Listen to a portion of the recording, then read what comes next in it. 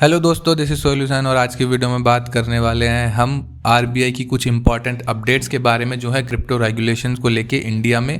और आप लोगों को पता होना चाहिए, अगर आप लोग इंडिया में क्रिप्टो या फिर ट्रेडिंग करते हैं, इन्वेस्टिंग करते हैं, क्रिप्टो करेंसी से रिलेटेड कुछ भी करते हैं, तो आपको इन अपडेट्स के बारे में पता होना चाहिए। पूरी वीडियो एंड तक देखना।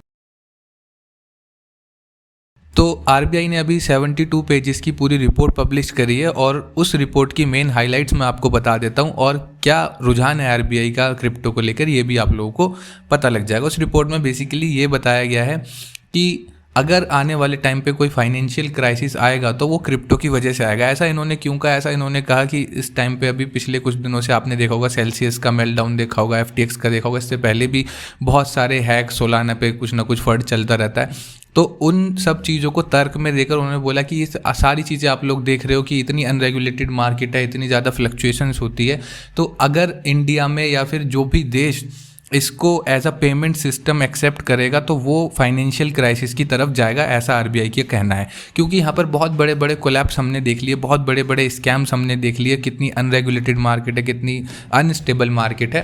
तो हालांकि इन्होंने सिर्फ ऐसी चीज़ें देख ली हैं जो जिनमें नुकसान है, नुकसान के अलावा कुछ नहीं है। एक फ़ायदे वाली चीज़ की तरफ इन्होंने बिल्कुल ध्यान नहीं दिया।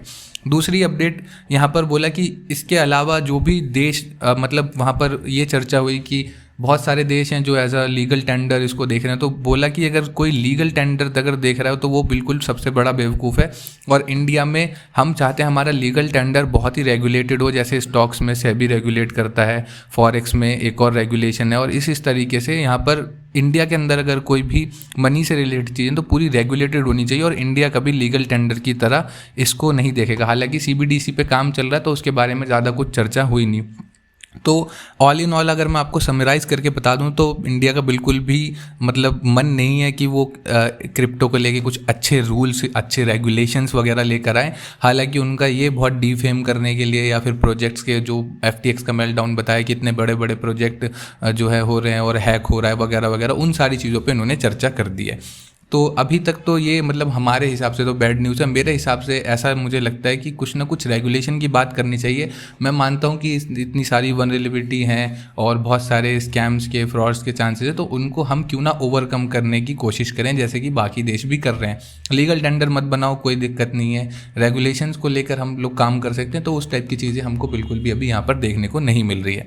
अब कुछ इंटरनेशनल न्यूज़ के बारे में बता देता हूँ मैं, जो है सबसे पहले तो यूबी की तरफ से, यूबी जस्टिनसन जो इनके सीईओ हैं, उनकी तरफ से 100 मिलियन का फंड मूव हुआ है ह्यूबी के वॉलेट में। तो और उसके अभी इससे पहले भी ह्यूबी में कुछ ना कुछ प्रॉब्लम हुई थी और आपने ह्यूबी टोकन का जो प्राइस है, ह्यूबी टोकन का प्राइस भी कुछ ना कुछ हमको नीचे जाता हुआ दिखा, 8-9% के आसपास। पिछले हफ्ते से देखेंगे तो काफ़ी ज़्यादा उसमें गिरावट हमको देखने को मिली। और इसके बाद यहाँ पर एसईसी ने एक क्रिप्टो स्कीम है, creators of the coin deal करके ये क्रिप्टो स्कीम थी। यहाँ पर इन लोगों ने फ्रॉड करा और ये फ्रॉड करीब 45 मिलियन डॉलर्स का हुआ। और जैसा कि आरबीआई ने भी बोला अपनी जो भी उन्होंने रिपोर्ट बनाई है, वो इसी टाइप के फ्रॉड्स बताते हैं कि देखो इस दिन ये फ्रॉड हुआ, इस दिन ये फ्रॉड हुआ, और देख लो आज भी जो मैं बता रहा हूँ एक फ्रॉड हो गया 45 मिलियन डॉलर्स का। तो इतने सारे फ्रॉड्स हो रहे हैं, इतने सारे स्कैम्स हो रहे हैं क्रिप्टो में, तो थोड़ा बहुत तो चिंता की बिल्कुल बात है। इसके बाद यहाँ पे पॉलीगन की ये वैसे जो 2 NFT हैं, जिसको NFT प्रोजेक्ट हैं जो पॉलीगन ने पूरा स्पॉन्सर करा है, और ये अमाउंट करीब 3 मिलियन डॉलर के आसपास है।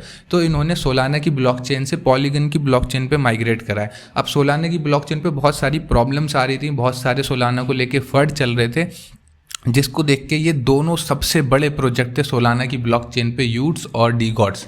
इन दोनों को पॉलीगन ने ऑफर करा और इन्होंने एक्चुअली खुद ही सोलाना की ब्लॉकचेन से खुद को माइग्रेट कर दिया है पॉलीगन की ब्लॉकचेन पे। इसी वजह से सोलाना के प्राइस भी आपको बहुत ज़्यादा डाउन यहाँ पर दिख रहे हैं। ये दोनों सबसे बड़े प्रोजेक्ट थे, इतनी वॉल्यूम जनरेट करते थे सोलाना की ब्लॉकचेन पे, तो मगर उस फंड की वजह से और सोलाना में ब्लॉकचेन में जो प्रॉब्लम चल रही है उन सब चीज़ों की वजह से, और आपको पता है कि 13% जो फंड है, 13% जो शेयर्स हैं, वो आज भी एल्मीडा रिसर्च के पास है, एफटीएक्स के पास कह सकते हैं हम। तो उस वजह से और भी मतलब एल्मीडा रिसर्च और एफटीएक्स के साथ जिसका भी नाम जुड़ा है उन सब का नाम बदनाम ही हो रहा है, ऐसे ही सोलाना का भी नाम बदनाम ही हो गया। तो उस वजह से इन्होंने पूरा माइग्रेट कर दिया अपना प्रोजेक्ट। दोनों प्रोजेक्ट माइग्रेट हो चुके हैं पॉलीगन ब्लॉकचेन पे। हालांकि पॉलीगन के लिए एक अच्छी बात है, तो आप कंसीडर कर सकते हैं पॉलीगन को, अगर आप लोग मतलब अपने एंड से देखना चाहें। पॉलीगन बहुत अच्छा कर रहा है इंडिया में और पूरी दुनिया में ही बहुत अच्छा कर रहा है। यही थी बस आज की न्यूज़ अपडेट। और अगर आपको कोई मीनिंगफुल अपडेट लगी, कुछ इंपॉर्टेंट बात लगी, तो फ्री वाली चीज़ें जो भी हैं लाइक कमेंट शेयर आप लोग कर दीजिए। मैं मिलूंगा आपसे अगली वीडियो में, तब तक के लिए गुड बाय।